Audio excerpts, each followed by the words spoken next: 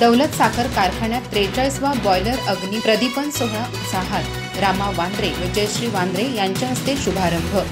या हंगामात 6 lakh metric ton ऊस गाळपाचे उद्दिष्ट।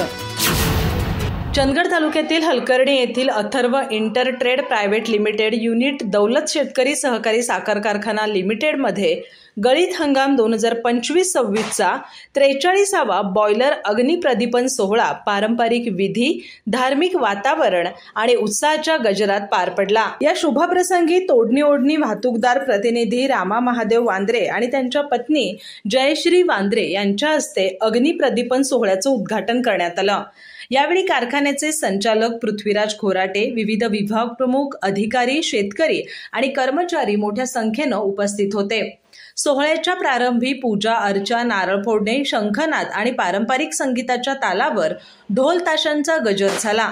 फुलांची सजावट आणि शेतकऱ्यांचा उत्साह यामुळे हलकर्णी परिसर सणासारखा उजळून निघाला। कारखान्याचे मुख्य अभियंते आणि प्रशासनिक अधिकारी यांनी सांगितलं की अथर्व इंटरट्रेड प्रायव्हेट लिमिटेडच्या मार्गदर्शनाखाली दौलत साखर कारखान्याने सातत्याने प्रगती साधली असून यंदाचा हंगाम शेतकरी, कामगार आणि वाहतूकदारांसाठी अधिक समाधानकारक आणि लाभदायक ठरणार आहे।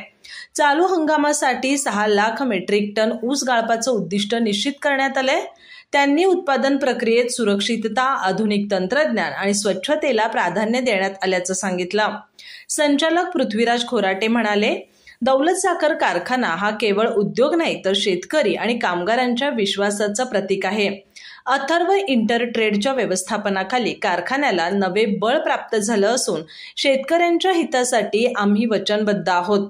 या सोहळ्यास संतोष बेळगावकर, तानाजी पाटील, सुधीर पाटील, प्रताप पाटील, सुरेश पाटील, बाळकृष्ण ओळकर, पांडुरंग वांद्रे, राजू वांद्रे, लक्ष्मण घोरपडे, विठ्ठल वांद्रे, अर्जुन नरी, विशाल बेळगावकर, भारती आढाव, रेखा पाटील, कविता यादव, समीक्षा पाटील, रंजना बेळगावकर आणि अनिता पाटील यांच्यासह अनेक मान्यवर उपस्थित होते। या सोहळ्याच्या यशस्वी आयोजनासाठी कारखान्याचे सर्व विभाग प्रमुख, कर्मचारी, तोडणी वाहतूकदार संघटना आणि ग्रामस्थांनी सहकार्य केलं। अधिक माहिती आणि ताज्या घडामोडींसाठी आजच आमचे चॅनल सबस्क्राइब करा।